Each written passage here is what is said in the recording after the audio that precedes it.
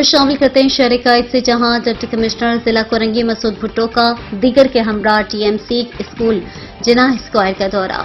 इस हवाले से मजीद तफसीलात जानते हैं हमारे चीफ रिपोर्टर कराची जावेद महमूद आराइन।